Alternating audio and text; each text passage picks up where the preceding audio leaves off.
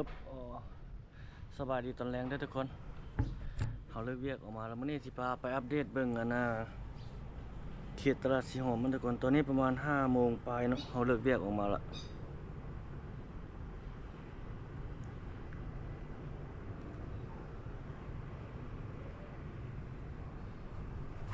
เดี๋ยวสิไปรอบเบิ่งเขตในเมืองจันทบุรีอีกทุกคนไปเบิ่งบรรยากาศสดๆแรงเลยทุกคนในแรงของวันนี้เนาะ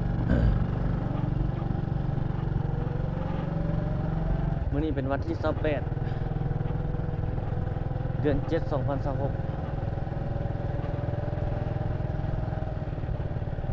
เพิ่นย้ายจากจุดเฮาสิไปอัปเดตตัวนั้นเลยบัดนี้ฮู้แน่ชัดเนาะฮู้อย่างเป็นจะแจ้งขึ้นละฮู้อย่างเป็นทางการแล้วว่าพ่อค้าแม่ค้าอยู่ทางไหนหั่น100 กว่าร้านเพิ่นจะย้ายไปอยู่ไสนะจะกระจายไปหลายจุดอยู่เนาะส่วนใหญ่จะเพิ่นจุดเฮ็ดบ่อนอันนั้นไว้ให้แล้วบ่อนขายไว้ให้อยู่แล้วอยู่เขต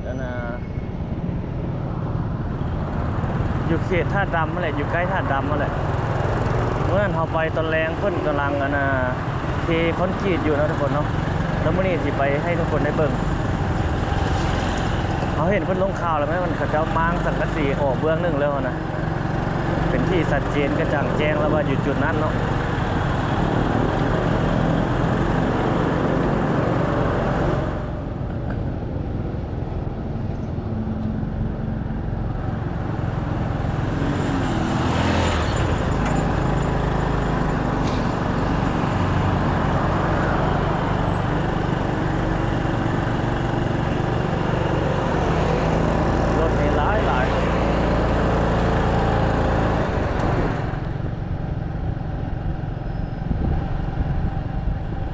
ฟ้าฝนอยู่ทางหน้าเขาอะ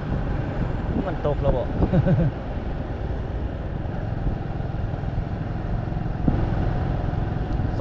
เขตแล้วอยู่ทางหน้าเอาไปบ่นั่นเลยบ่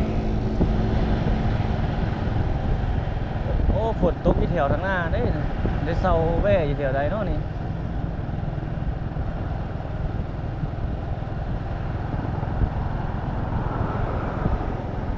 เบิ่งไปตกไม่ได้ตกหลายดอกยิบนะ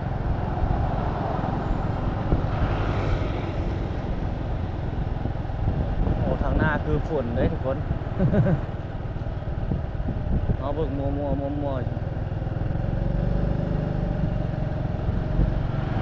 โอ้นี่ย่างอยู่แคมทางนี่เป็นอย่างผู้สาวเป็นอย่างหลายด้วยโอ้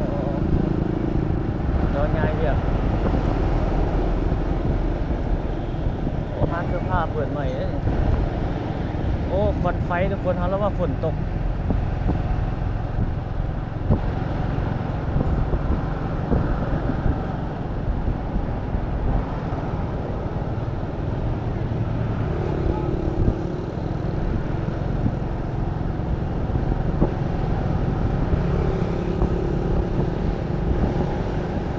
ควันไฟเขาเจ้าปิ้งอยู่นี่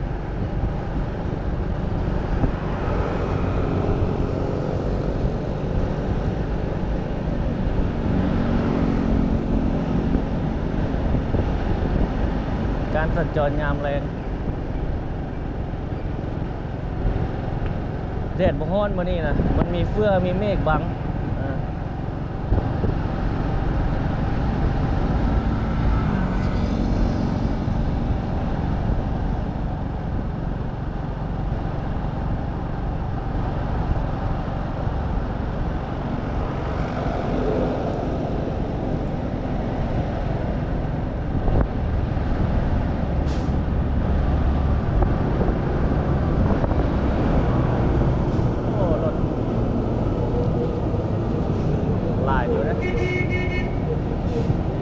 เดียวรถคันนี้ก็ได้เอาที่จะทักเข้ามาเลยใต้ตาที่ออกสัญญาณมาอย่าง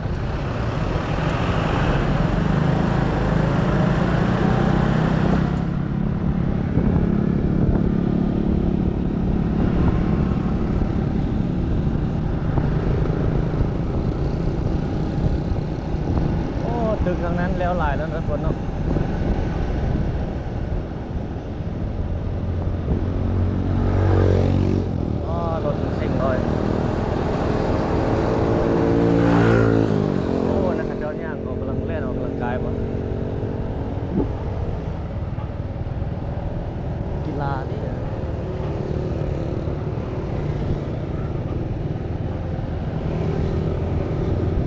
ค่อยๆไปทุกคนเราเก็บบรรยากาศ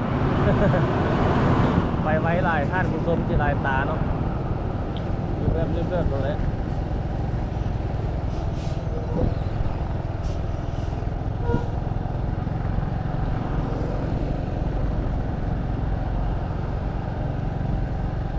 ถนนสุภาณวงศ์เชื่อมต่อถนนนานาสิทธาธิราช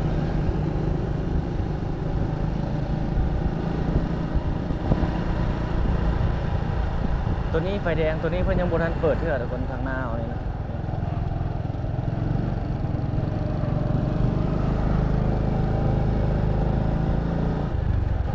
ตัวนี้เพิ่นยังบ่ได้เปิดไฟแดงไฟเขียวเทื่อจะค่อยไปค่อยมาเอาไปไวขนาดรถนั้นก็ได้รถส่งแก๊บนะรถแก๊บนะ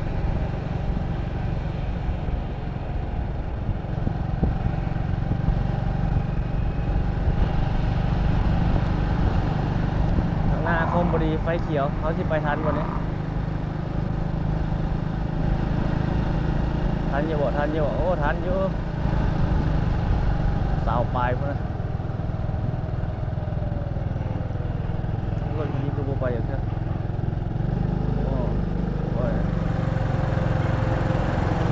นานไปก็เขียวก่อนแล้ว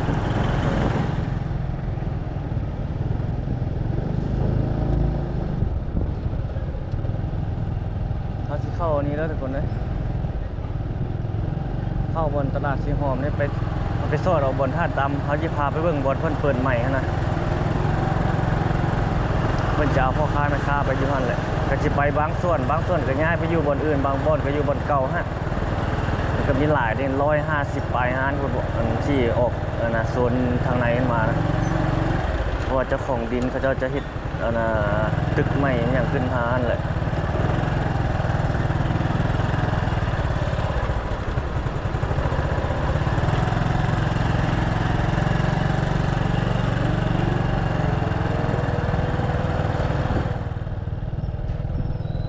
แต่ว่าสำหรับสองข้างทางอันนี้ยังขายคือเก่าดอกหลายคนก็น่าจะเห็นเนาะตอนกลางคืนเขาก็ขายเต็มคือเก่าอันนี้สองข้างนี้ไม่ได้ล็อกเดียวบนดินในนั่นแหละเจ้าของกับเจ้าเห็นแนวอื่นอันนี้ยังขายคือเก่าสำหรับสองข้างทาง มันหลายห้านที่เพื่อเขาเจ้าก็จัดสรรไปพุ่นไปเขาเจ้าบ้วนจัดสรรไปดอกเขาเจ้าไปเศร้าเองดอกเพราะว่าพ่อค้าแม่ค้าเป็นคนเศร้าขายเครื่องเลยอันนี้สองข้างทางนี่จะยังคือเก่าเด้อขายคือเก่าสองข้างทางนี่ไม่ได้ทางในให้เขาเจ้าจะเห็นตึกนี่เนี่ยโอ้ใครเขาเจ้าสร้างตึกนี่ขี้ฝุ่นมันจะหลายเลยทุกคนเลยเขาเจ้าน่าจะได้ย้ายไปพุ่นมืดเลยส่วนหลายเขาว่าเนี่ยว่าเขาเจ้าเห็นทางในเห็นตึกขึ้นนี่มันจะมีขี้ฝุ่นนี่อย่างบิวเนาะการก่อสร้างต้องมีอยู่แล้วต้องย้ายไปพุ่นเลยเป็นส่วนหลายย้ายไปบนตลาดกลางคืนเจ้าหนูนเด้ก็ย้ายไปจุดบนใกล้บนท่าดำนั่นเด้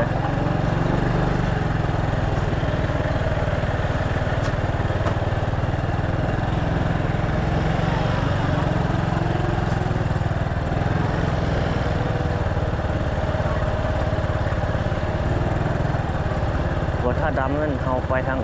เบื้องซ้ายมือเขาพี่หลายคนก็น่าจะรู้แล้วเนาะ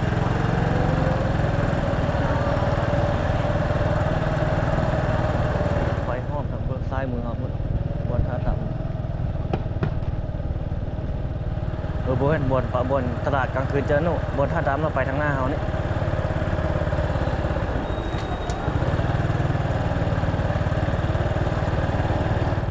เจ้ามาถ่ายรูปอยู่นี่หลาย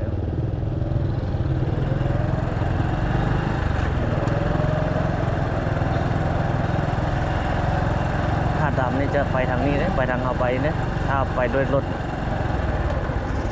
ไปนั่นกับไรเลี้ยวไปทางนี้มันเลี้ยวขึ้นทางนั้นไปได้ถ้ามาได้ทางถนนนั้นสร้างแล้วง่าย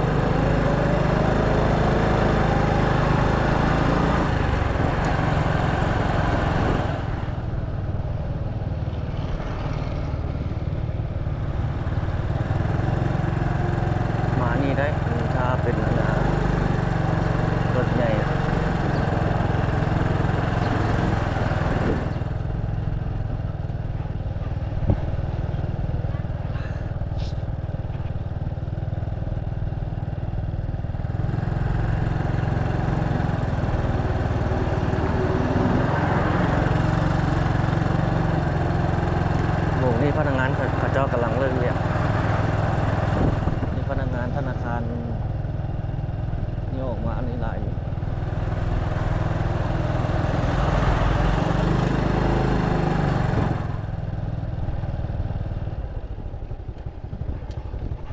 นี่บนท่าดำนี่เขาเจ้าก็มีคนมาเที่ยวหลายอยู่ด้วยแต่บนท่าผ่านมาเมื่อกี้นี่ดึกแล้วเพิ่นปิดได้จุดนี้นะประมาณจักโมงเพิ่นปิด9 โมงน่าจะปิดแล้วบนท่าผ่านมา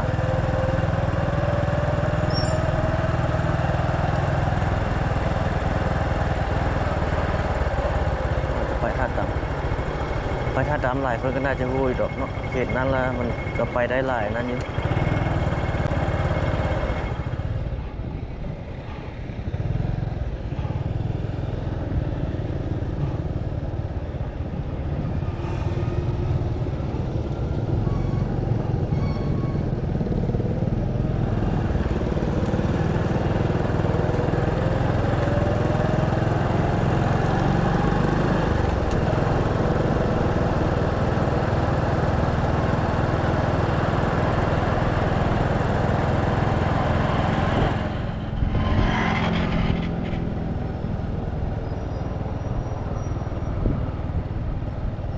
จะเลี้ยวทางหน้าเขาไปท่าดำโอ้ลาวันนี้ไอ้นั่น ระวังโทรศัพท์ด้วยผมอย่าเลยไอ้นั่นเราน่ะเป็นนั่นน่ะเพิ่นมาเป็นคนลาวเขาเนี่ยเพิ่นมาจากต่างประเทศเนาะมาอยู่ลาว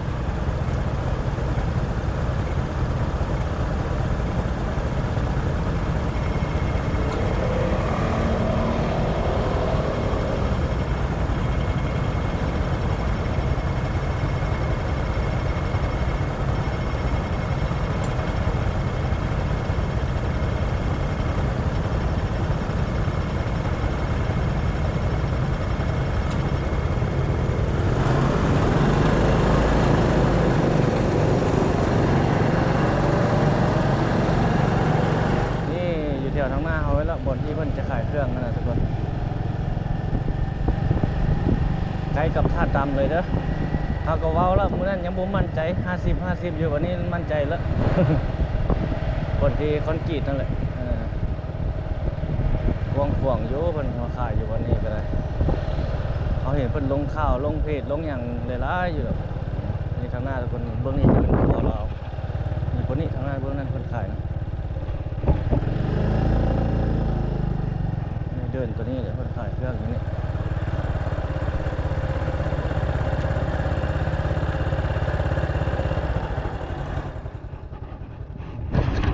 เดินตัวนี้พวกนั้นจะเป็นธาตุดำนี่เป็นเดินตัวนี้ขายอยู่เดินตัวนี้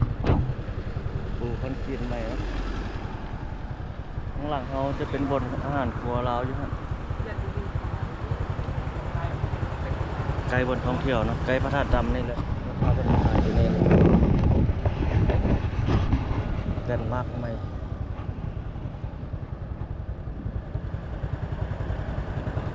เจ้าถ่ายนี่ลงเฟซก่อนนี่คือธาตุดำเนาะบนขายเครื่องบนขายของอยู่ของกินไม่บ่นี่บนนี้เนาะเขาเห็นเพิ่นลงข่าวลงเพจอยู่นี่ไกลธาตุดำเดินหากับปูคอนกรีตแล้วได้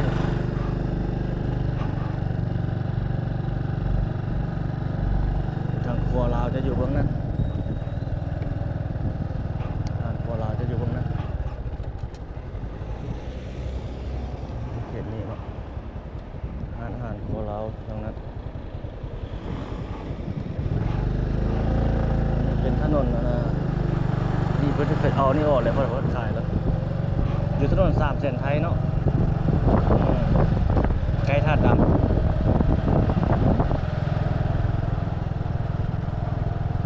รอไปทางแคมป์ของคนต่อไปนี่มาอัปเดตให้ทุกคนได้เบิ่งประมาณนั้นแหละ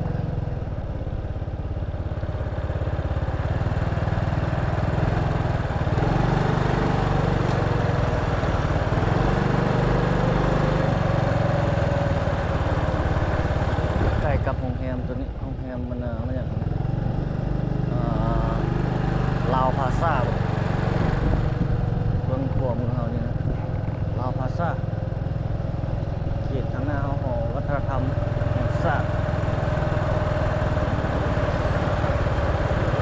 เอ๊ะจุดนั้นเนาะทุกคนจืดแล้ววันนี้ วันที่8มันจะเปิดแล้วเด้อวันที่8เดือน8 2020ผมเพิ่นจะไปเปิดอยู่หั่นแหละบ่อนเฮาเว้าเมื่อกี้แหละเป็นทางการเขาได้ยินเพิ่นลงเพจลงข่าวลงหยังหลายๆอยู่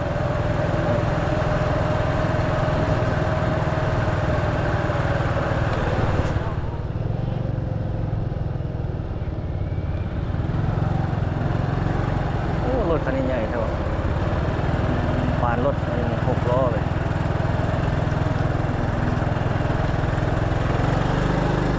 โอ้รถหลายเด้อทุกคนตัวนี้เส้นนี้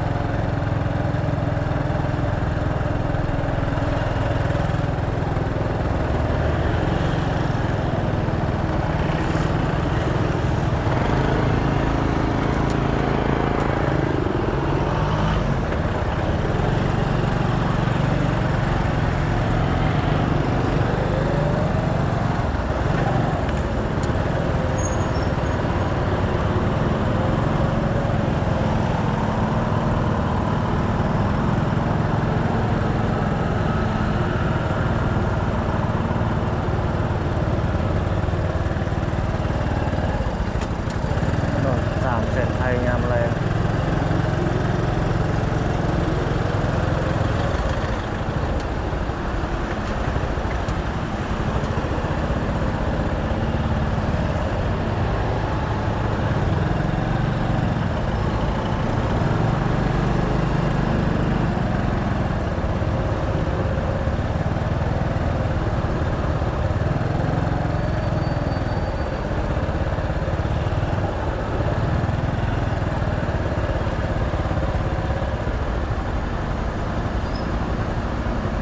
โอ้รถหลายมองเลิกเรียกเลิกงานเลิกลาเลิกการ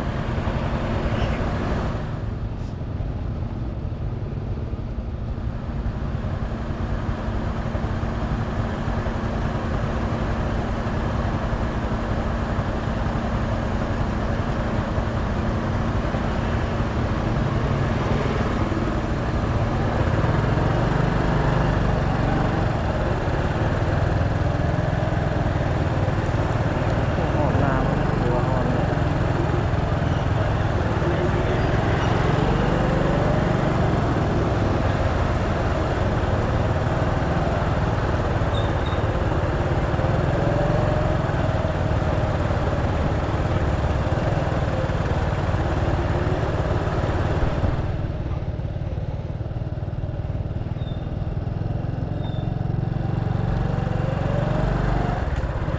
นี่แหละทุกคนไปถ่ายทุกคนได้เบิ่งเนาะ เจ้ามาร์เก็ตตลาดสีหอมคือเก่าไปสอดเอาทางแคมป์คอกเพิ่นบ่ได้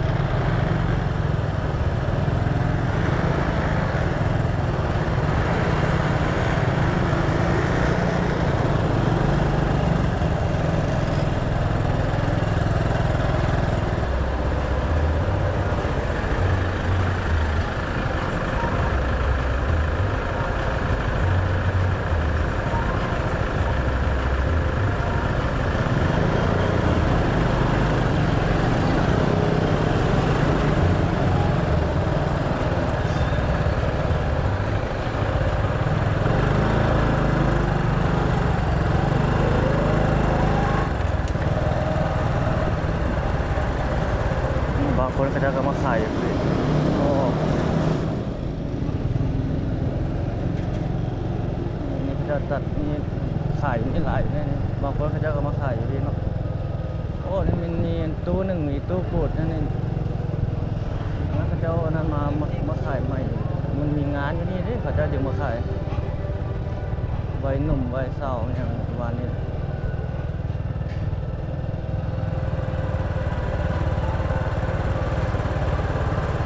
เมื่อกี้นี่มันมีตู้กูดอันน่ะมะพร้าวน้ำหอมนะเอามาเปิดบูธด้วย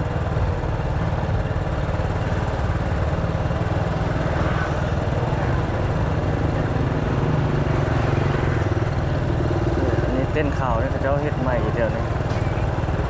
เบื้องซ้ายมือเราเนี่ย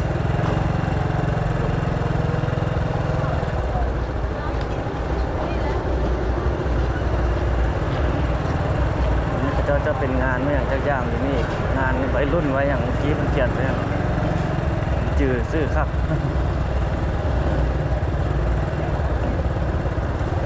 เดี๋ยววันนี้ลงไปทางนี้เลยคน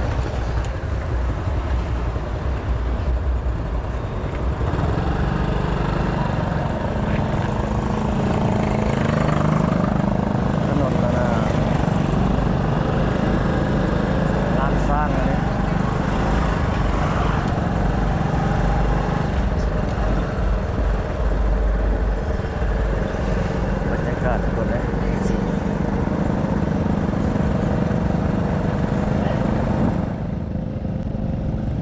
จะมาถ่ายกลางคืนเขตทั้งหลังเขาก็จัดงานให้หมดเลยนะเขาว่ามีตู้กูดตู้อย่างคนมาขายนะ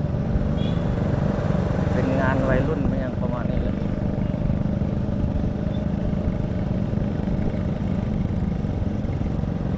ถ่ายเวลาตอนกลางคืนก็จะเป็นอีกสีสันหนึ่ง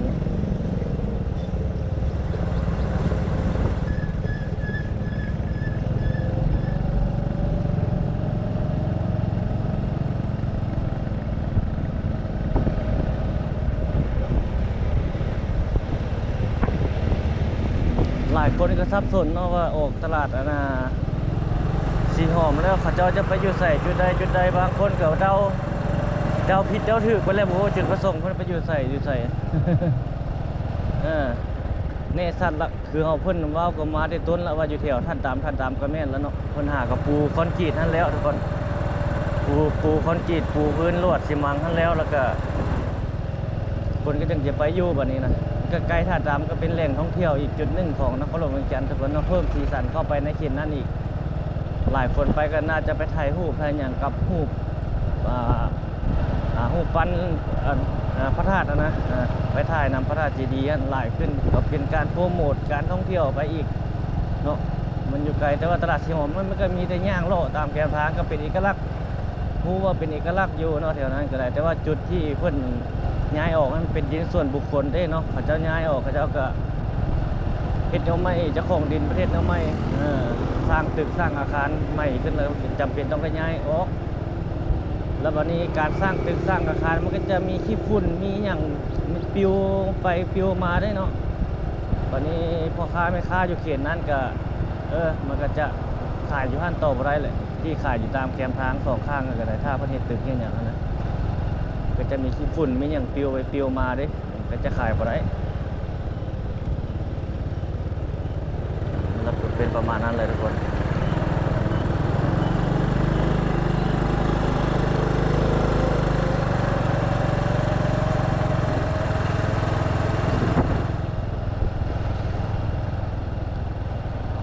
มีหลายโซนดอกมันขายของอยู่ของกินทุกคนโอ้ฝนตกเลยปอกแป๊กอยู่นี่โซนทางหน้าเขานี่ก็มีนี่แถวนี้ก็มีหลายเลยพ่อค้าแม่ค้าก็ได้มีหลายคนที่ทำมาหากินเนาะทุกคนไฟแดงที่เพิ่นพัดปิดเลยจะเปิด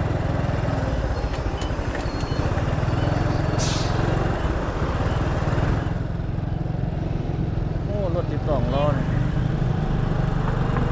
แกเครื่องมา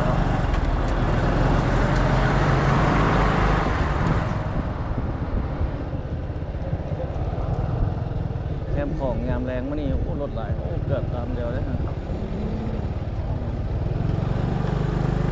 โอ้รถยาวเหยียดนะครับทุก นทั่วเมือง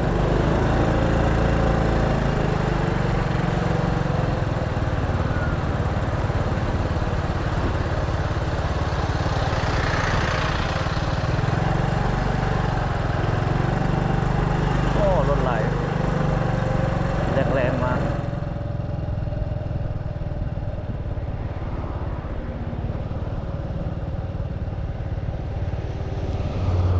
สาวย่างลูกมันหลายนะ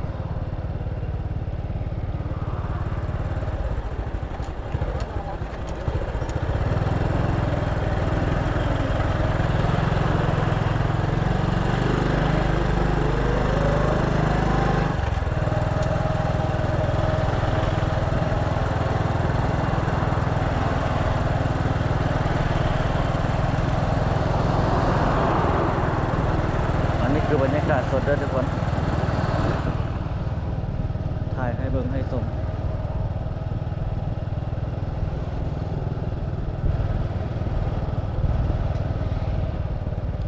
ถนนเขตแคมป์ฟองอันนี้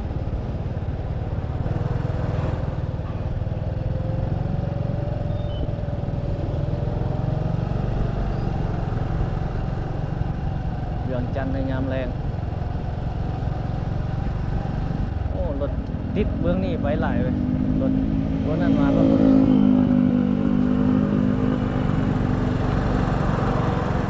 อ๋อรถด้านคันนั้นปล่อยควันเอาฮะ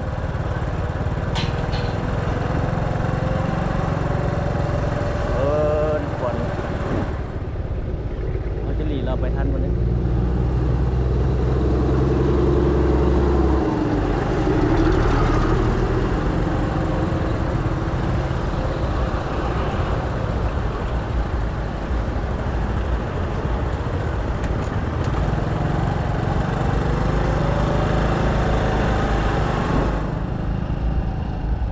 ผู้สาวล้อที่ข้ามทางได้เลยนะ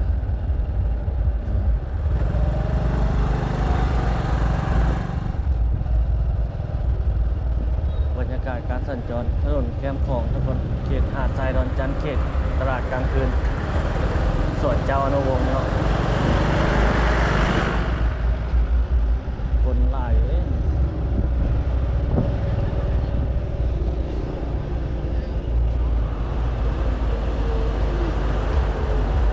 โอ้แซงได้อยู่บนรถคันนี้ใหญ่แท้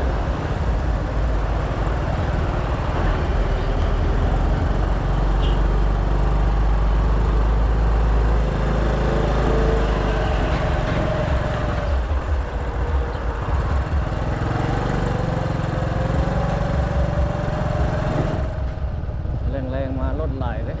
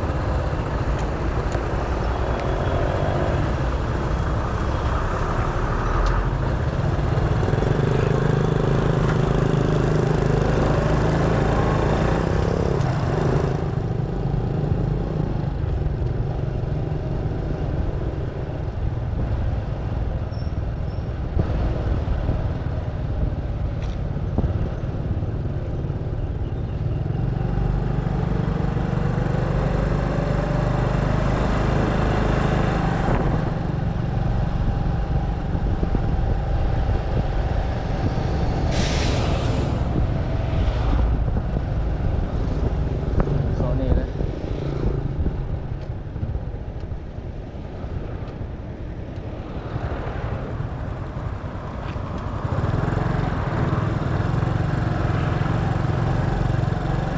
จะขายส้มขายอย่างนี้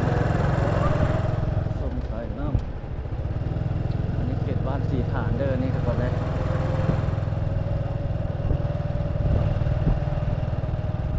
บรรยากาศในยามแรงๆ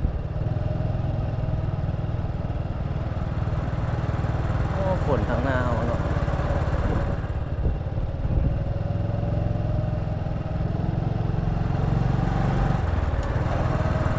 ประมาณนั้นเลยทุกคนคลิปนี้ เอาไปถ่ายให้ทุกคนได้เบิ่งได้ชมเนาะอัปเดต ตลาดกลางคืนตลาดกลางคืนสีหอมจุดที่โซนที่ถึงย้ายออกการเปลี่ยนแปลงการพัฒนาไปเรื่อยๆเลยทุกคนเลย บางคนว่ารักษาไว้เด้อเป็นเอกลักษณ์จังท่านจังซีเลยรักษาบ่ได้บ่แม่นดินรัดดินนั้นเด้อทุกคนท่านบ่ท่านดินส่วนบุคคล มันบ่แม่นทางการปิดเนาะบางคนเราว่าเป็นของทางการมันบ่แม่นเด้ว่าจะอนุรักษ์ไว้จังซั่นจังซี่มันเป็นดินส่วนบุคคล แต่ถ้ามีการสร้างการสร้างก็ย้ายออกเป็นแบบนั้นเลย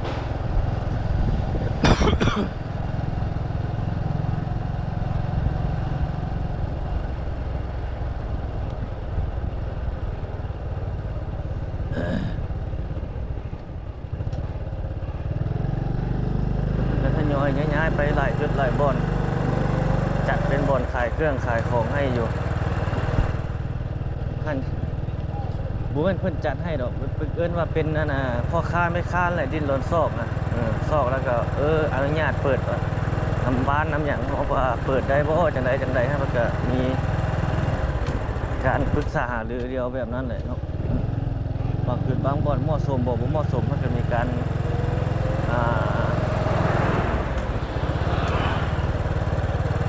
ใจส่วนถามเดียวไม่อย่างประมาณนี้อย่างประมาณนี้นะว่าจุดนี้ขายได้จุดนี้ขายบ่ได้โอ้ไม่อย่างนั้นนะ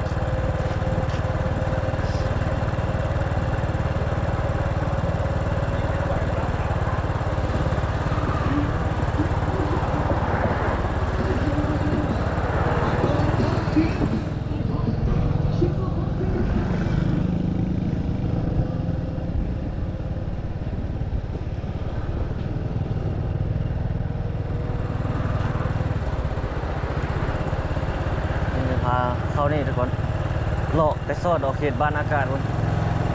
รอบ้านเขตนี้ยามแรงแล้วจึงจะปิดซะเขาว่าจะปิดคลิปละ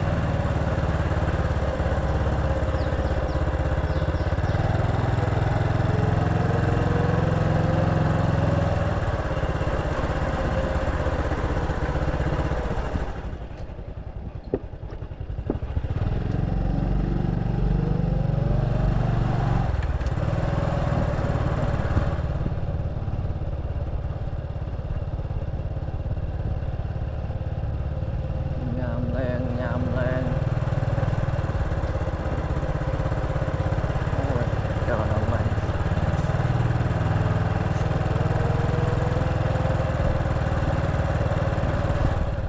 อันนี้เขตบ้าน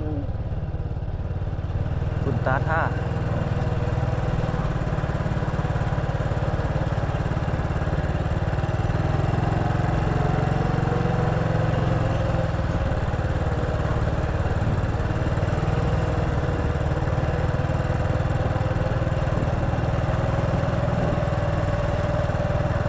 ทางซอยทางห้องทางซอยรอบบ้าน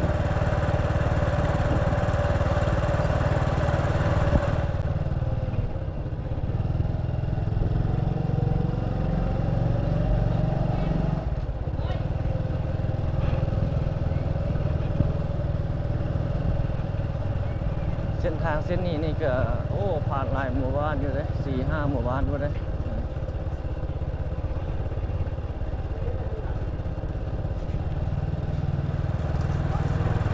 นี่ได้แต่คนขี่รถรอบ้านฟ้าบ่แดดก็ถือว่าโอเคเนาะ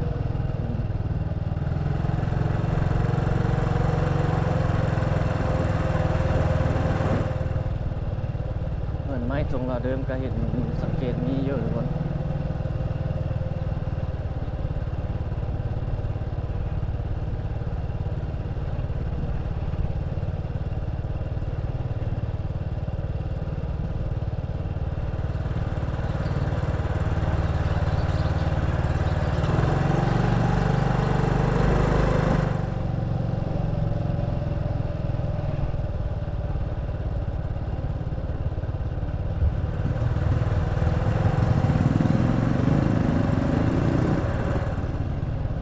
อันนี้เป็นบ้านอุโมงค์แล้วอันนี้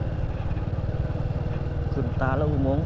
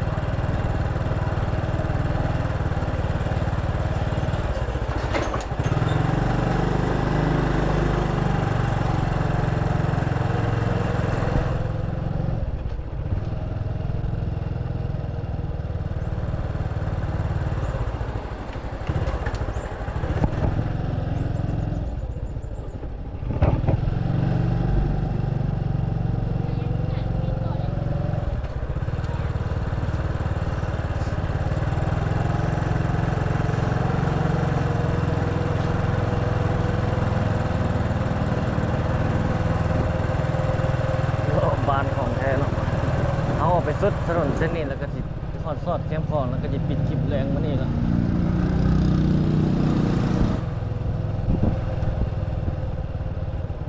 เบิ่งจังน้อยว่าสิได้คลิปที่2อยู่บ่เลยจังใดรอเบิ่งเนาะมีแผนจังใดแบบใดอัน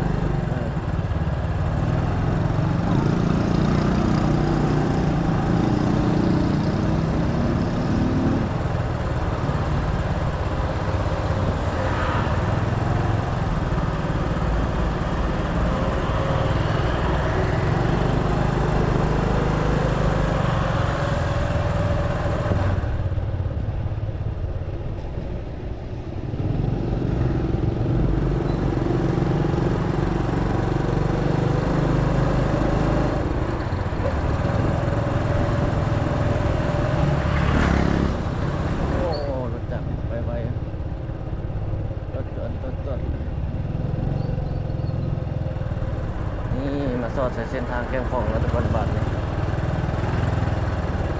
โอ้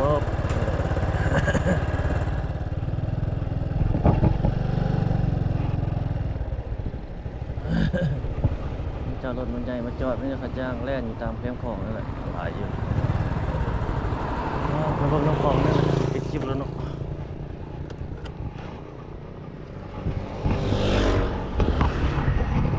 ขับเลยแผนที่ประเทศลาวนี่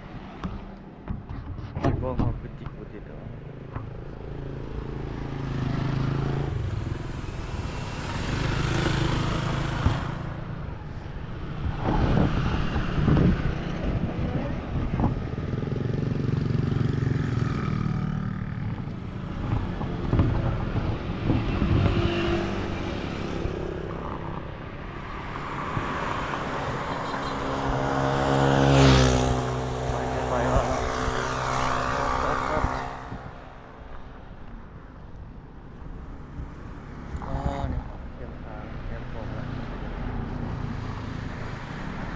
ต้นกระถินนี่งามเลยบรรยากาศทุกคนมาฮอดพี่แล้วบรรยากาศยามเลยเอาคลิปนี้ก็สิประมาณนี้ซะได้ทุกคนเลย มาปิดคลิปอยู่ทางแก้มของเนาะยาวสมควรแล้วทุกคนเนาะขอบใจที่รับชมทุกคนสวัสดี